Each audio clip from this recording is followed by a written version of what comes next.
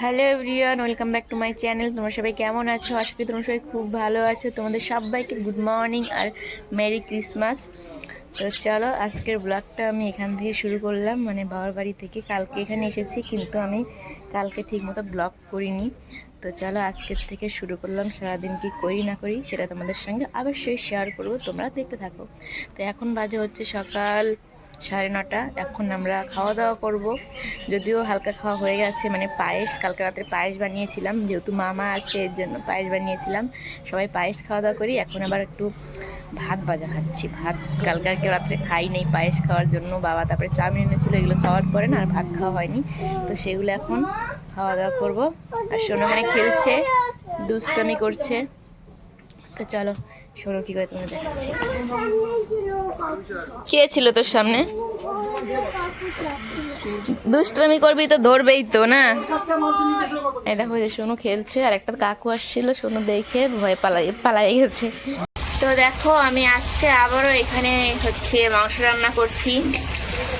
আমাকে দেখেই হচ্ছে মাংস খেতে ইচ্ছা হয় সবার, কারণ মা তো মাংস খায় না, রান্নাও করে না। এর জন্য এখন আমি রান্না করছি মাংস। সব রেডি করে নিয়েছি, কিছুটা মা রেডি করে দিল। এখন রান্না হয়ে গেলেই শেষ। ঠিক মতো ভিডিও করতে পারি না, শর্ট ভিডিও। দেখো, আজকে ক্যাপসিকামগুলো মা লম্বা লম্বা করে কেটে দিয়েছি, জানি না কেমন হবে, কতক্ষণ এগুলো হচ্ছে ভালো মতো সিদ্ধ হবে। আলু ভাজা, এখানে নতুন আলু সব ভেজে নিলাম। আর এই যে হচ্ছে মাংস।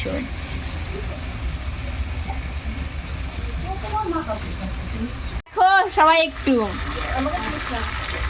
একটু দেখো, মেয়েটার কাণ্ড দেখো। যাওয়াটা স্যার, দেখি স্যার, আমি কি এমনি পাঠাই নাই দুজনে একসাথে?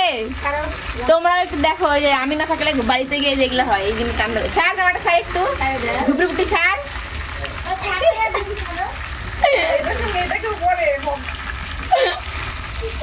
সোনুকে দেখে আই এম তো অবাক।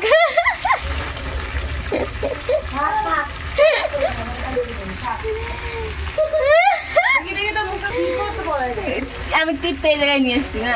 জামাটা সাইড দেখুক সবাই।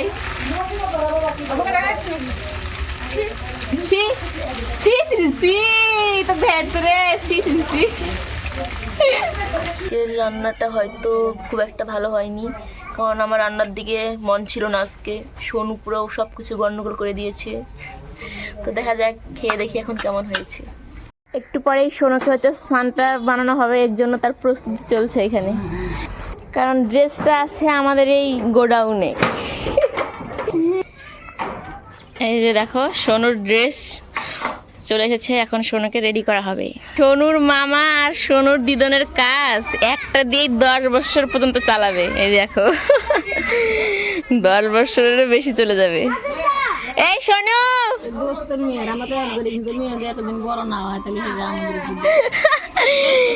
1 বছরের বেলায় কিনছ, 10 বছরের তোর মেয়ে বড় না জামাতে হেঁটে চাইছে।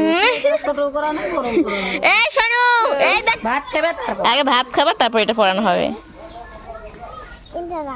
এইখানে একটা নোংরা হবে, আগে ভাত খাবা। চলো, দাদুর সঙ্গে ভাত খাবা, তারপরে রেডি করাই দিব।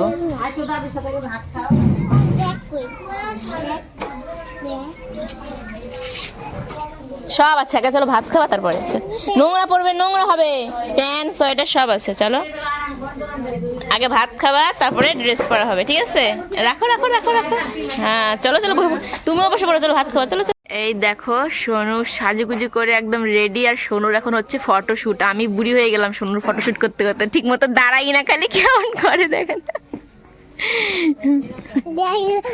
ভালো মতো সোনুর সঙ্গে হচ্ছে ফটোশুটও করতে পারছি না। সোনু আমাকে রাস্তায় একদম বসিয়ে দিয়েছে, তবু এমন করে সোজা করে দাঁড়ায় না সোনু, জানো কি দুষ্টু।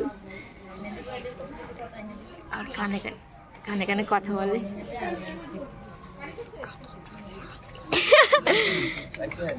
ও আচ্ছা, ঠিক আছে, এদিকে এসো। কেমন লাগছে সোনুকে বলো তো? দেখি দেখা যাচ্ছে, দাঁড়া। সোনু এখন সবাইকে কেক দেবে, তাই না সোনু? এই যে আমাদের ছোট্ট সানটা এখন সবাইকে কেক দিবে। চলো, এটা হচ্ছে যদি বলি একটা ফটো তুলবো, সোনু যে এমন করে মানে কি বলবো, একটা ভদ্রমতার ফটো তুলে না সোনু। একটু সোজা হয়ে দাঁড়া, পেটের ব্যথা উঠাই দিলি আমার তুই। কি তো দেখো, সোনুর অত্যাচারে বাড়িতে চলে আসতে আমি বাধ্য হলাম, কেননা আজকে সোনু সারাদিনে মাত্র একবার ভাত খেয়েছে।